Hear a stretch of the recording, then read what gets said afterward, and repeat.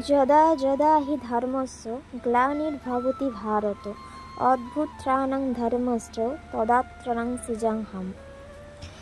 আজকে আমরা একটা ছবি নিয়ে চলে আসছি, যে ছবিটার মধ্যে এক পাশে রাম আর আরেক পাশে কৃষ্ণের অবতার এখানে দেখানো হয়েছে। মুখের মুখমণ্ডলটা এখানে দেখানো হয়েছে। তো আমরা রাম আর কৃষ্ণের সম্বন্ধে কিছু জেনে নিই ছবি আঁকতে আঁকতে। চলো। রাম হলেন হিন্দুদের দেবতা, বিষ্ণুর সপ্তম অবতার। হিন্দু ধর্মগুলিতে তাকে অযোধ্যার রাজা বলা হয়েছে। তিনি সপ্তম বা অষ্টম শতাব্দীতে জন্মগ্রহণ করেন বলে অধিকাংশ ঐতিহাসিকরা মনে করেন। রামায়ণ শ্রুতিত শুরু হয় চতুর্থ শতাব্দীতে আর লেখা হয় একাদশ শতাব্দীতে। রাম মূলত একজন গোষ্ঠী রাজা ছিলেন। অবতার রাম হিন্দু ধর্মে তিনি একজন জনপ্রিয় দেবতা।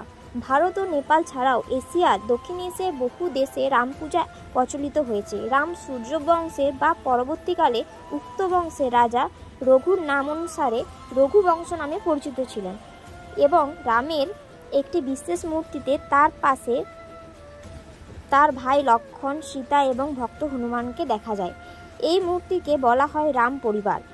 হিন্দু মন্দিরে এই রাম পরিবার মূর্তি পূজা বেশি দেখা যায়। রামনবমী তিথিতে ভগবান রামচন্দ্রের জন্ম উৎসব পালন করা হয়। এবার চলো কৃষ্ণের সম্বন্ধে কিছু ছোট করে একটু জেনে নিই।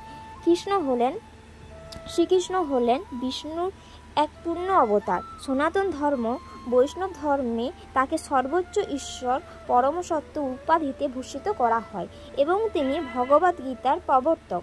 ভাদ্র মাসের কৃষ্ণপক্ষের অষ্টমী তিথিতে তার জন্ম উৎসব পালন করা হয়। তিনি দ্বাপর যুগে জন্মগ্রহণ করেছেন।